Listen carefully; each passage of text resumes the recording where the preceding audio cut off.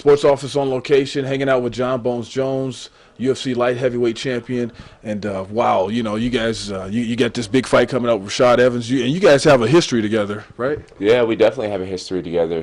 We used to train together here at Jackson's MMA.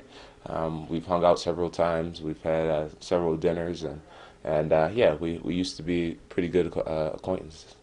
And then when did it go south? What happened? I mean, is it just the heat of battle competition kind of made things sour? Yeah, for the most part, me and Rashad had an agreement that we'd never fight each other, and basically, you know, I ended up winning the light heavyweight divisions title, and Rashad didn't want to move weight classes for the most part, and he decided to challenge for the light heavyweight title. So now we're here today. Is this weird? Is that kind of weird for you when you look back on like the relationship you guys had, and now it's what it is now? It was really weird when the fight was first announced. I had to sign a contract saying that I was basically going to try to beat the crap out of a former friend. So it was weird. Some of the original interviews were really weird. We both got out a lot of emotions about how we felt about each other, how we felt about the way things played out, and things like that. But it's been it's been almost 3 months now, I think, since the fight was announced, and all the weirdness has been taken out of the equation. I think about the fight all the time, and I've really just simplified it to it just being a game. It's really just about the plays and the tactics, and that's my main focus right now. During that time, did you guys see things that you never thought you'd see as far as out of each other? Like, wow, I didn't know it was like that, or you know what I mean?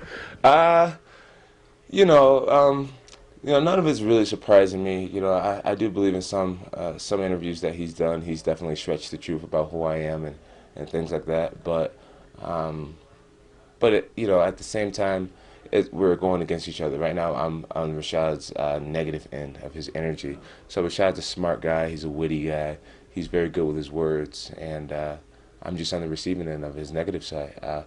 To have a guy like that as a friend, he's an awesome friend. But when you're his enemy, you're gonna hear his negative side, his negative energy. So none of it really surprises me. It just is what it is, really. You and your career, man. I mean, it's like I remember sitting there doing one of these a long time ago. We were talking about, okay, don't forget the little guys when you get big. Well, it's here. I mean, your career has morphed into like you're all over the place now. UFC magazine, you're everywhere. Yeah, yeah. I've just been working really hard and just focusing on everything I need to focus on to get ahead and to solidify a place in the UFC history books. And as far as forgetting the little people, I don't think no one's little. I'm just a goofy guy with an awesome job for the most part. So.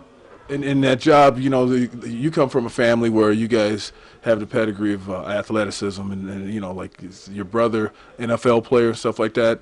Do you teach him some things, and is he benefiting from you doing this as far as even on the field?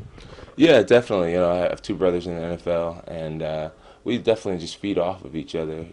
Especially me and my older brother Arthur. He plays for the Baltimore Ravens, and he's here throughout this training camp. Just keeping me even more focused on my diet and pushing me to do the extra. Sometimes I don't want to make it back to the gym for the fifth time in one day. And he's like, let's go, brother, and he picks up my duffel bag for me, he carries it to the car, and he drives me to the gym, and, he hands me my water bottle when I'm exhausted.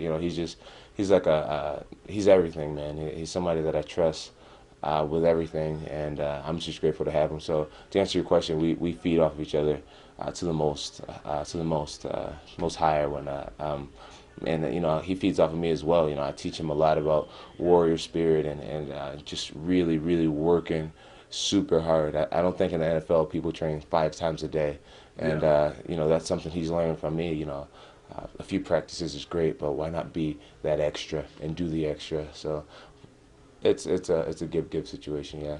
Are you having guys now come to your brother and say, hey, we want to train with your brother, we want to train with John to get ready for the season and stuff like that, because it is a different type of training, and you guys are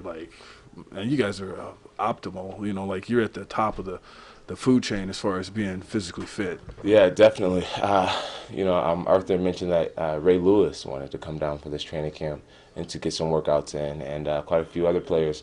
But Arthur told them, it's awesome. I definitely recommend doing it, but let's not do it when John's preparing for a world title. The last thing he needs is to be playing host. So he's like, he's not really trying to entertain you guys or teach you guys about training or allow you guys to train with him right now, because this is the time that he needs to focus on himself and his body and his tactics. And I thought that was a very smart move on Arthur's part to not invite these guys down. Man, Arthur sounds like a pretty good big brother, man. He's looking out for his little brother, huh? Yeah, he's my best friend. We think alike. He knows me like the back of his hand, and he's only doing what's best. And what in this fight coming up, what do you have to do to be successful in it? To be successful in this fight, first I need to believe wholeheartedly that I'm going to be the champion for many years, and this fight's just another fight, really. And I do believe that. I'm convinced that I work harder than anybody else in my division. So I'm confident. The biggest thing is the confidence. So I need to go out there and just be myself. Trust my stuff, and do what I do best. And right now I'm the best martial artist in the world in my weight class, and it's for a reason. I work extremely hard, and if I wasn't meant to be here or be a champion, I simply wouldn't be a champion. So I'm just going to believe that I'm the champ and go out there, act like the champ, compete like the champ. Everything should be fine. And then, like I know MMA is different than boxing and stuff like that. Have you met some of the top boxers or from the past and things like that, like somebody like an Ali and all that? Because I'm thinking about how you rose like him. Your life is kind of similar to his as far as the age goes and all that. Yeah. Kind of remind me of Ali, Like so. I mean, have you met any of those guys? I haven't. But I'm a huge fan. Thanks for the compliment. I mean, that's really an amazing compliment. But I haven't. I hear. I read about Muhammad Ali. I watched all of his interviews. I've watched pretty much everything he's ever done, and I'm a huge fan of who he was as a person and how he carried himself and how he stood by his beliefs despite the critics. Yeah. And he's just an amazing guy. I haven't met him, but I would absolutely love to. Anderson Silva's the one that I'm around all the time, and he's a legend in his own right now. Yeah. So just really Anderson's the only one I've met, but Muhammad Ali, meeting him before he passes away, it would be a gigantic honor for me. Well, when I was a little kid in Chicago, he helped me cross the street to McDonald's. Are you serious? I'm dead serious. What a cool guy, right? Yeah, he was a cool guy. He said, "I'm going to tell you guys when to go." It was me and my brother, and so it was a big street, and so he said, "All right, boys, go." We took off, man. We were like, "Thanks." That's awesome, man. I wouldn't have went across the street. I would have just followed him around. Yeah, well, I had to meet my mom. Forgive Mom on that one. Well, hey, thanks for giving us time again. I mean, you've always been great as far as being accessible. And before I get out of here, though, one other question. What concerns you the most about Rashad in this whole bout? What concerns me the most? Honestly, really, nothing concerns me. Nothing concerns me in the fight. I believe, man. I'm really convinced that I've trained harder than him, and I'm convinced that I think more about success and victory more than him. Success is a passion of mine, and I'm not concerned. When you work as hard as I work, there's no need to be afraid of failure. So I really feel good, and I hope that doesn't sound arrogant, but it's the way I feel. Right. No, you always present everything with the humble spirit and just enjoy the prospering, man. Right? Something like that, yeah. All right, John Bones Jones, he's going to be fighting pretty soon here coming up. What's the date again, John? April 21st. April 21st. UFC 145. So April 21st, UFC 145.